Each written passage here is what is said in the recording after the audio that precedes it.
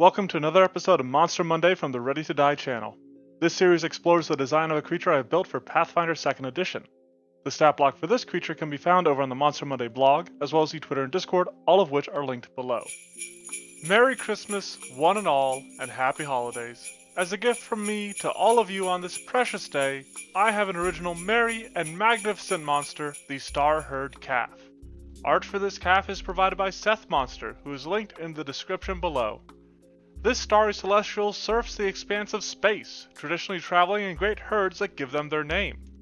Fully grown starherds are immense creatures that travel freely, but their young, the precocious starherd calves, will sometimes become stuck in the gravitational pull of a planet. If they cannot escape the pull quickly, which usually requires the aid of their elders, they can become trapped on the planet, sent hurtling towards its surface. Upon making landfall, these young beings from the beyond typically lack the might to escape the atmosphere again, and will panic, lashing out in confusion. They are able to channel the power of constellations, gaining innate powers from them before unleashing manifestation of these stars in a dramatic, devastating display. As a baleful beast from the black between the stars, the Starherd calf is an aberration, and I wanted it to be a mid-level creature, increasing the number of monsters I have built for those levels. Another deciding factor in building it at level 9 is that I wanted it to have the constant effects of Airwalk, which is a 4th rank spell. So I wanted it to at least be at around the level where it would be fine to produce such effects. With its youth and agility, the Starherd calf has a high dexterity for its primary ability score. It also uses a moderate strength, which is just not enough yet to allow it to escape from the pull of a planet's gravity. It only has a low constitution, still being young, and a wisdom score of the same value. I opted to have the Starherd essentially just be a star-treading cosmic animal, leading towards the use of a terrible intelligence, the same as other animals, like those found on Earth, would have. Given its innate swiftness, the Starherd calf has a high armor class, able to prance and dodge out of the way of incoming attacks. It uses a moderate hit point value, taking into account its lower constitution, but still having some of that otherworldly toughness. With dexterity as its primary stat, it probably doesn't come as a surprise that it is using a high reflex. This is an intentional choice on my part because I need some creatures that don't have a high fortitude. I'm so sick of doing that. Speaking of which, it utilizes a low fortitude and will, given the matching ability scores that these defenses are derived from. The Starherd calf also has a very high resistance to cold and fire damage to help it better travel across the cosmos, and it is my idea that as it matures, this will become full-on immunity. However, for the time being, I didn't want it to be totally unaffected by these damage types. The Starherd calf is armed with only a moderate attack bonus, as I placed more value into the other aspects of its kit, letting them pack a bit more of a punch. Both of its attacks use the finesse trait, and its hooves have the agile trait, since it does have 6 of them to bring to bear. Because of this, these hooves deal moderate damage, whereas its horns can strike for high damage. I also wanted the calf to be able to cast out some cosmic catastrophe, leading to the inclusion of its low damage shooting star strike. While it does have that lower impact, it is fire damage, which may prove useful in certain situations. The Starherd calf doesn't actually have a lot of abilities. There's the Airwalk, which I already mentioned, because part of my vision for this supernatural celestial was for it to prance through the sky, trying to reach its heavenly home. Another passive ability it has is its no breath, which is mainly to facilitate its survival in the vastness, yet emptiness, of space. I wasn't sure if I needed further abilities for that, but other creatures I found that travel through space, such as the Grioth, don't have any other abilities that I noticed to allow it, so I settled on this. Core to this creature's kit is Aligned Stars, a single action effect that allows the calf to channel the aspects of an astronomical alignment. I included 3 generalized constellations in my design for the creature due to limited space. The Beast constellation, representing star signs such as Leo or Ursa Major, gives the calf a high attack and high damage Jaws attack that also includes the deadly trait.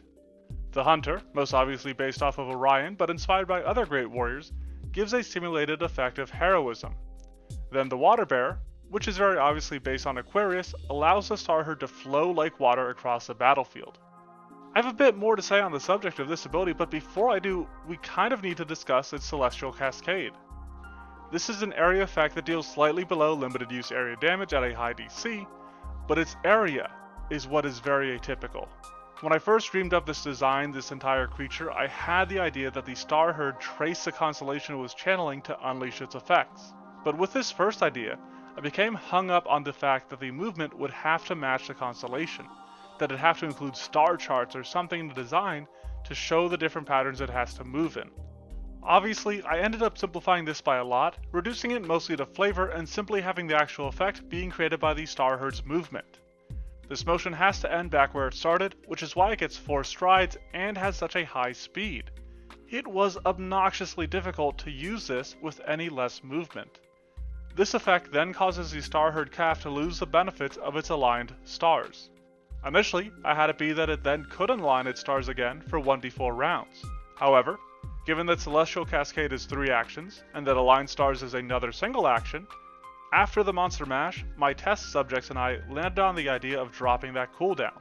Because with the action economy design, the calf can't actually spam its Celestial Cascade. There's always at least one turn during which it has to align its stars. As for the effects of Celestial Cascade, it uses at slightly lower damage because all of its cascades come with additional considerations. The Roar of the Beast deals sonic damage and can also leave creatures frightened. The Rain of Spears from the Hunter impale and pin enemies in place, and the Torrent of the Water Bear floods the area while also pounding enemies into the dirt. I settled on these 3 particular constellations because I could design them with different saving throws, different damage types, and really help show the different designs for this feature.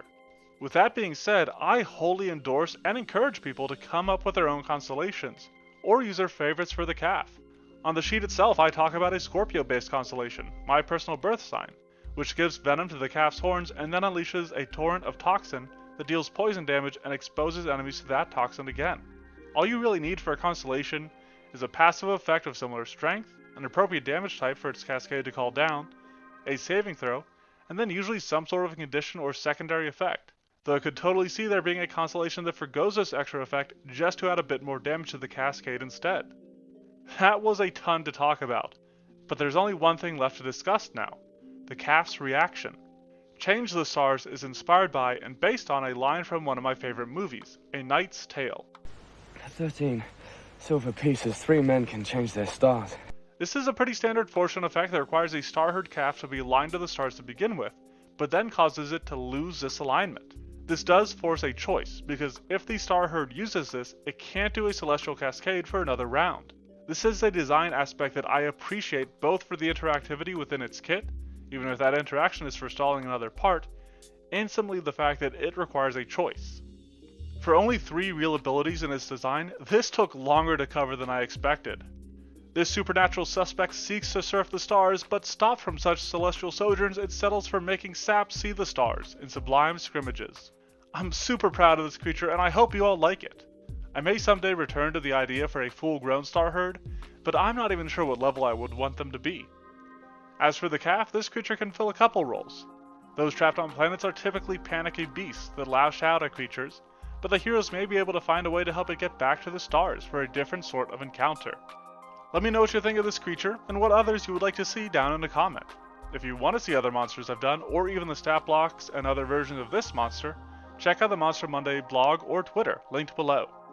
Before I go, I just wanted to let you know that this is the last Monster Monday until the new year. I've got one more full build Friday on me, but I'll see you all again January 15th for the next Monster Monday. Thanks for watching, have a magnificent Monday, and a Happy New Year.